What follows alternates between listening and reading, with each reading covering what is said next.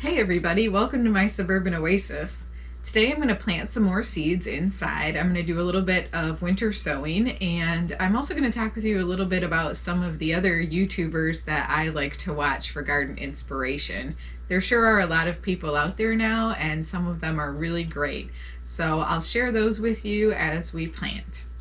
One of the things that I also like to do is to take a look at some of the gardening books that help to give me ideas, inspiration, and just educational information.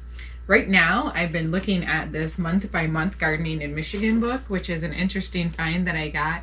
It really takes a look at annuals. It takes a look at different times of the year. It takes a look at perennials and shrubs and herbs and vegetables and the different things that you should be doing to take care of them. So this month, according to this book, we're getting closer to March, and so I'm really looking forward to doing some more sowing of seeds. And so you can do broccoli, cilantro, which I just planted, sage, cabbage, chives, dill, cauliflower, fennel, head lettuce, spinach, thyme, French sorrel, and winter savory. There's also a number of other things that you can sow in March, like early tomatoes, also leaf lettuce. So there's quite a few different things that you can get started, as well as peas. And so I'm going to try to start some peas today as well and see how those grow on here inside the house and then move out. I'm going to do some winter sowing today. I have a few different seeds that I have collected myself. So I really like petunias. I think they bring a lot of beauty to the garden, and especially the wave petunias or the ones from Proven Winners that are like super petunias. I have a couple wave petunias that went to seed at the end of the year, and so I collected those. I have Bordeaux wave petunia. These were from Proven Winners, I believe. And then I have some white wave petunias. These were not, these are a different color. So what I'm going to do with these is I'm going to winter sow them, and I think I'm going to do them both in the gallon jugs because I have quite a few seeds for those. And then I also have some leftover seeds from last year that I'd like to just sow and see what happens. No harm, no foul, right? So sometimes you don't know if they're going to come up, but it can't hurt. I've got some broccoli. There's some tomato in here, so I'm not ready to plant those yet, so I'll hang on to those. And then I have a few heirloom butternut squash. So I really enjoyed having those last year. We just finished our last one a few weeks ago, eating it, and they're delicious and they're fun to watch grow up the trellis rather than sprawling all over the ground. All right, well, let's get started.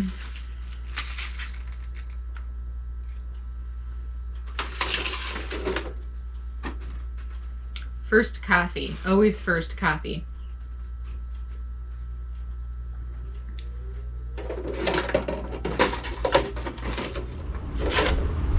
So this is my first year using this spot in my home to be able to do some indoor planting. My first year using heat seedling mats, and my first year using the grow lights as opposed to just in front of my sliding glass door. And so far I've already learned a lot. So if you're afraid to try things, I just suggest you do it and give it a shot. Sometimes you learn that it's not for you, and sometimes you learn that it's something that's really fun. And for me, it's been nice to be able to see things growing when right now we really just have a ton of snow outside. And so there's just nothing growing, there's nothing green. Even when the sun's shining, you know, I do miss being out in the garden. So right now I'm just cutting some holes in the corner of this to ensure that there's some good drainage if there's too much water.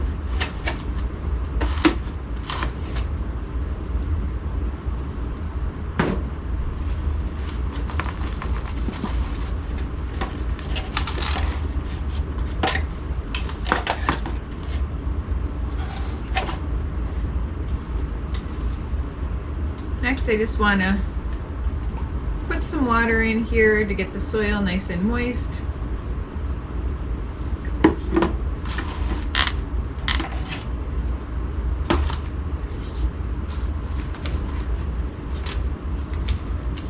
So we'll do the white wave petunias in this one.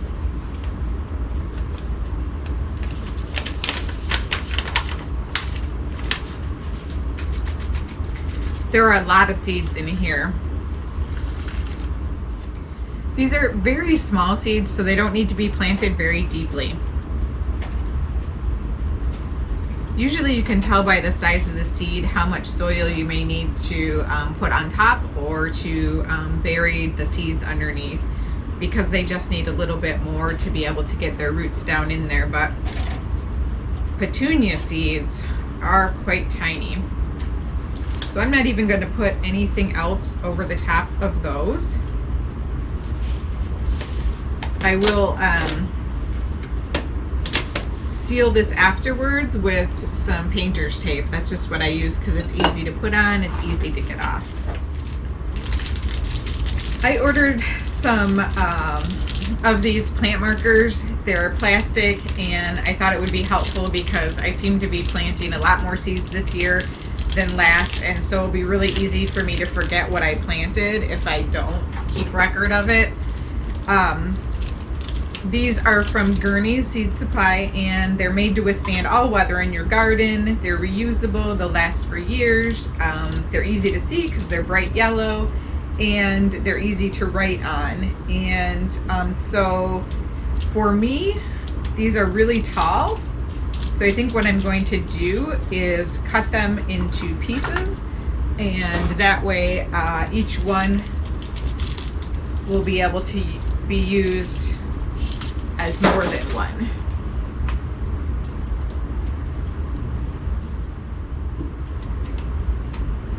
So that looks like right about a good size for me. I'm going to put that in there.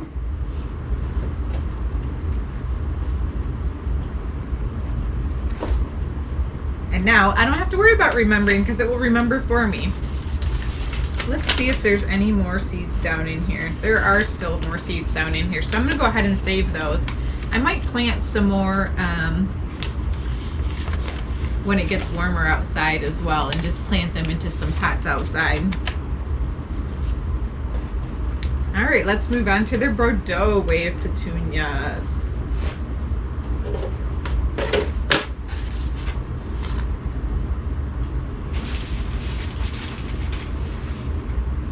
I'm just using normal potting mix right now.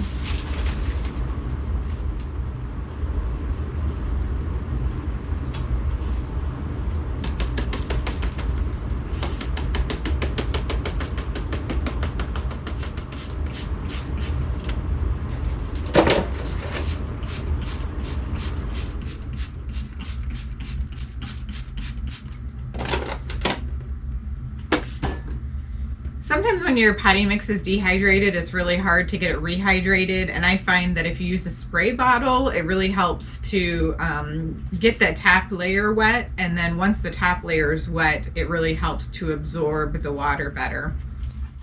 Okay, so let's talk a little bit about some of the YouTubers that I like out there. Pretty much every gardener that I can think of has got to be watching Laura from Garden Answers. Garden Answers is a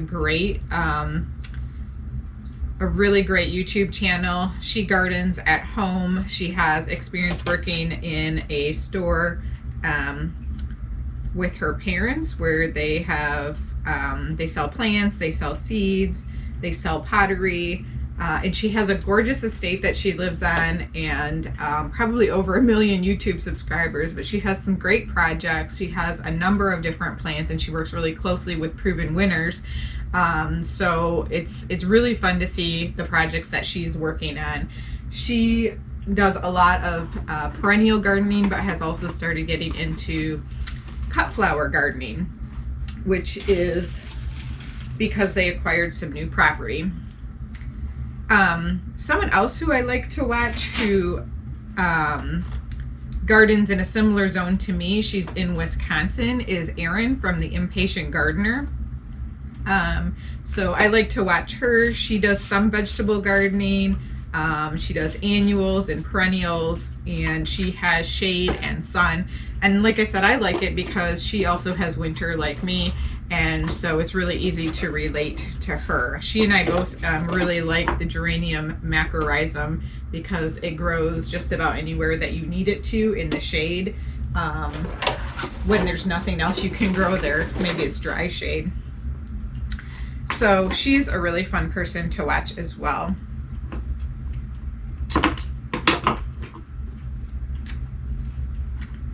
Another person I like to watch, someone who I enjoy watching related to vegetable gardening especially, is Maritime Gardening. He lives, I believe, in Canada, and his zones are a little bit different from mine, but he does also have a good winter. And he does a lot of vegetable gardening using natural methods that I like to use, like hugelkultur and other ways of building your soil with natural materials. Sometimes no dig methods, and so I urge people to check that out if you're trying to figure out ways to build your soil and make it nice and fertile in natural ways. Another gardener that I like to watch, she's into permaculture, and she's very interesting to listen to as well in terms of her take on the world and culture and society, is, and I hope I say this correctly, it's Beltane Cottage, and it's spelled Beltaine Cottage, and she is in Ireland. And so her weather there is quite wet, and her winters are more mild than mine, but I still enjoy watching her garden because she does a lot of permaculture type gardening and natural resources, and shows some woodland management techniques, which is really good. And she just appreciates a lot of the beauty that nature brings to us. So I highly recommend hers as well. All right, let's do the broccoli next.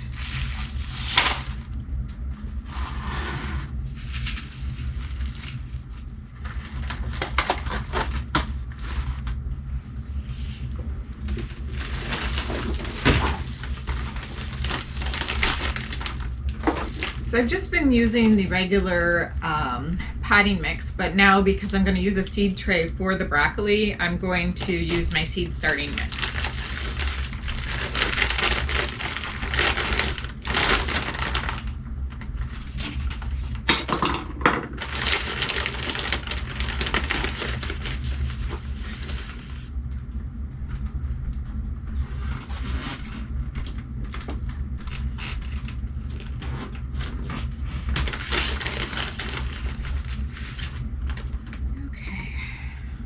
Now I'm just going to poke some holes in here and then start setting seeds.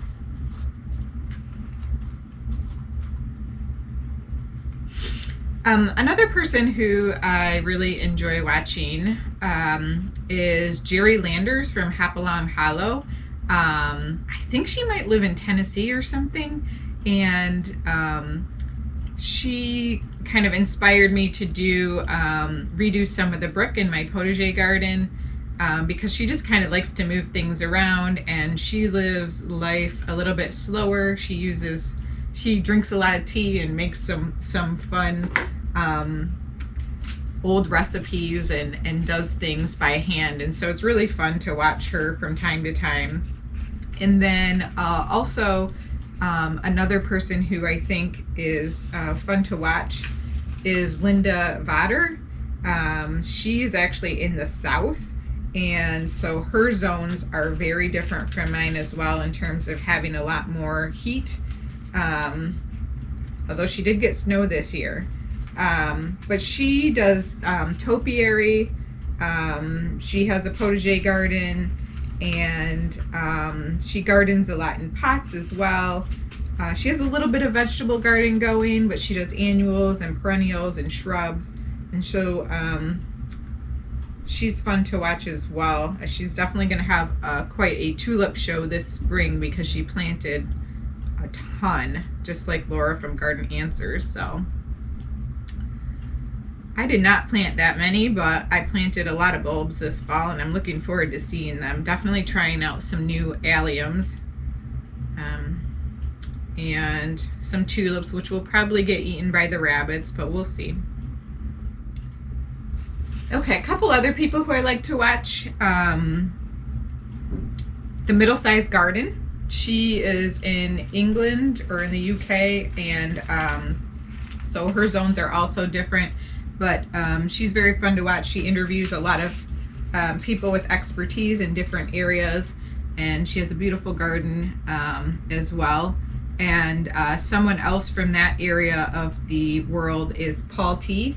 Paul T's garden, and he's fun. He's got a great sense of humor, and so I like watching him also.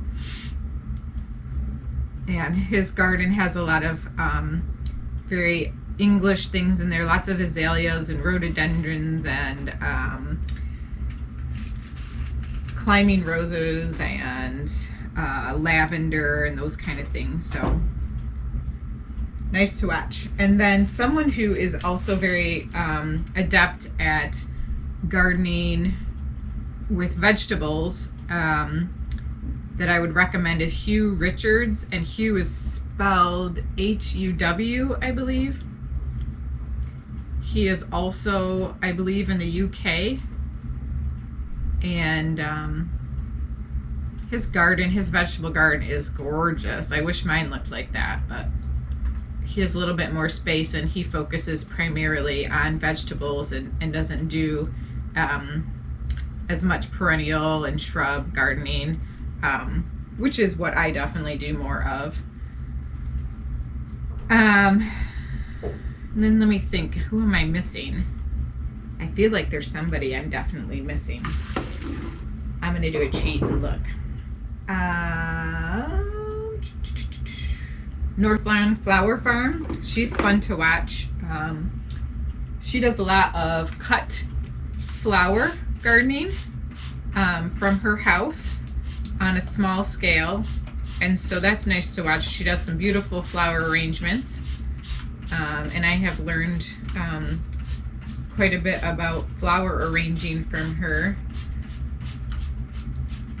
although I often get scared to cut my flowers because then it doesn't look as good in my garden, but that's what she does. So she cuts a lot of flowers. And then Jim Putnam from HortTube, he's pretty awesome. He is in, I think, South Carolina, which is where Linda Vader is from. So in a different zone as well. Does a lot of camellias, and he does vegetables. He does a lot of propagation, so that's fun to watch. Yeah, so that's another really good one. And then if you like fun and somebody who has a good sense of humor as well, David the Good. He gardens, I think, in Georgia now, and his gardening style is very unique, and he definitely is working to improve his soil and has found some interesting techniques with using biochar, creating biochar, mixing it because he has a lot of sandy soil, but he's definitely been planting up a storm. Okay.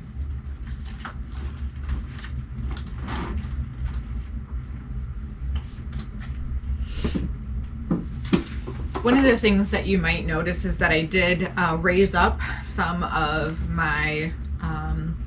some of my seedlings closer to the lights because of their legginess while I was gone on a trip, and so they grew kind of leggy, and so having them closer to the light will help them grow straighter up and thicken out, and it's working so far, so we'll keep you posted on that.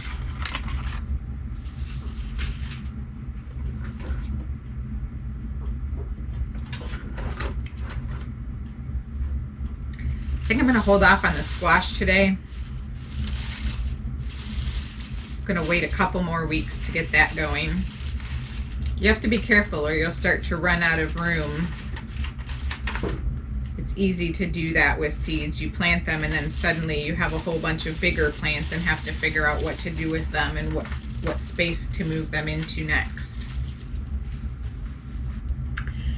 And next week, I'm going to take my strawberry seeds out of the freezer and plant those. So I'm super excited for that as well.